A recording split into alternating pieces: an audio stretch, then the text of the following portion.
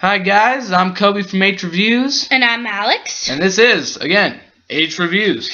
Yeah. Alright, tonight we're going to be doing a review of the brand new movie Catching Fire.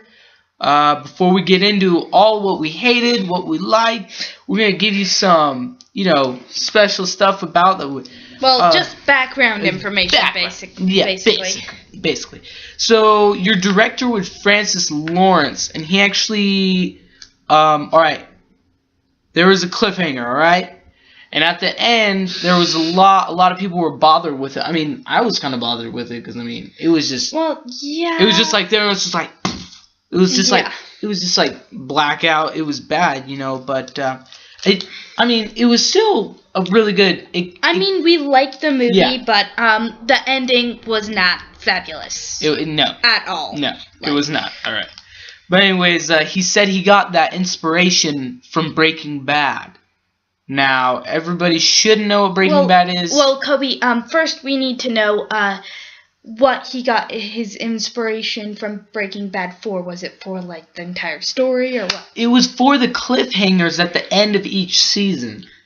You mean... And now, some background on that is, at the end of the last season of Breaking Bad, which was phenomenal... AMC offered the director $25 million an episode, and just to add another cliffhanger, because he thought there was more to the story that they could provide. So it'll be interesting to see if they do whatnot. But Francis Lawrence... For right now, we're just going to keep it on Catching Fire. But I think what Kobe's trying to say here is that our director here... got his inspiration for his cliffhanger that he designed and put into effect here. Yeah. That's where he got his inspiration from Breaking Bad. Alright, so then your screenwriters. Now this is one of the most important parts in a movie. I think it basically makes or breaks the movie. Yeah, it does. Because if it's a bad script but really good effects, it really doesn't make... It doesn't matter if your story's not good. It ruins the movie. It makes or breaks the movie. Unless the special effects are fantastic and your actors are perfect, then it might be okay. But no, I would say either way it's gonna suck. But anyways, your screenwriters are Michael Arndt, and he did Toy Story 3, which was a great film. It by was, the way. Yeah, one of my favorite. Yeah, Simon Beaufoy, he did Slumdog Millionaire, one of our best films. I think he also did 127 hours. Yeah, he actually did. That was such a that good was film. good. It really got me. And then your last one is Suzanne Collins, and we all know she's the author of the Hunger Games franchise. So she has to be in on this. She is such a talented writer. Yeah, she's the key part that would have kept this together. If they would have taken her out, it would have been a lot. There would have been so much controversy, and it would have ruined the franchise. So we're gonna start with our first character, Jennifer Lawrence, playing. Come on, Jennifer Lawrence, extremely awesome. Hot. But okay, Kobe, you can get away from the fact that she's super hot. But she brought a lot of emotion to the table. I think. In some areas, too much emotion, A bit too much. It was overplayed, her emotion. Yeah. It wasn't that great. And there were I think there were too many of those scenes where she's overdoing it. And what we mean by overplaying her emotions is they had her crying way too much in the movie. A lot. But overall, her acting in this was pretty good. It was amazing. I loved her action scenes were awesome. Very strong character. Very strong. And now we have to move on to a lot of a big fan favorite with everyone who is... Yes, Josh Hutcherson. Now, he was kind of a little bit still of a weak character in my opinion, but... Yes, but I definitely see him more trying to step it up a little bit. He's trying to get in there. That is true. He's trying to be a stronger person in this, Yeah, and he plays like a a doting boyfriend in love. Well, I mean, and you see this. He plays it as for the cameras in the movie. You see him so much in love with her. Yeah. For the cameras, and then you see that he is in love with her off of the cameras too. Oh, yeah. Yes, but his character is also super confused by all of what Katniss is doing and all of that. So, I mean, we did see a pretty good reunion scene. Okay, but we have to move on to Woody Harrelson. I mean, come on, Haymitch. Haymitch, there we go. Haymitch is amazing in this film. And always provides comedic relief. Yeah, he's the comedic relief. I mean look at his prior films. Zombieland, right there. Come on. Like my favorite zombie movie of all time. Yeah, very, very good. And he was just that person who was really deep down. He was that person that just gave us that sense of, I guess, continuity. Yeah, I know. And it really kept us feeling, oh, this is great. Even though it wasn't that great of a time in the movie, he provided us with that comedic relief, and that was really good. Yes, he did. And one very big supporting role in this movie was by far Gale, which is played by Liam Hemsworth. Oh, yes. This is big. Fans have been wanting to see this since the first one. And in the first one, we saw him barely. We saw him, in, what, two scenes? Yeah, 2 scenes, the beginning and the end. And a lot of people were really mad about that. Yeah, and we all love them. I know a lot of people who were more for Gale and Katniss than Peeta and Katniss. Yeah.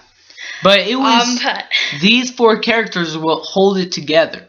Yes, they have to, they were such big roles in this that they had to hold it together. Yes, they did. Period. Alright, so now we're going to move on to what we didn't like about the film and what we did like about the film. But before we do that, we have to give our rating for the film so that we know. This is big now.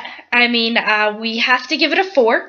We have to give it a 4, yeah. So, 4 out of 5 there. 4 out of 5, a great review from us. But this was just because of a few things, Yeah, there was just not a lot of a character named Finnick. We just didn't see... We didn't see enough of Finnick's character development in here, not a lot of development. Literally, he would have been great. We just need to see a little bit more of him. I'm referring to the book here.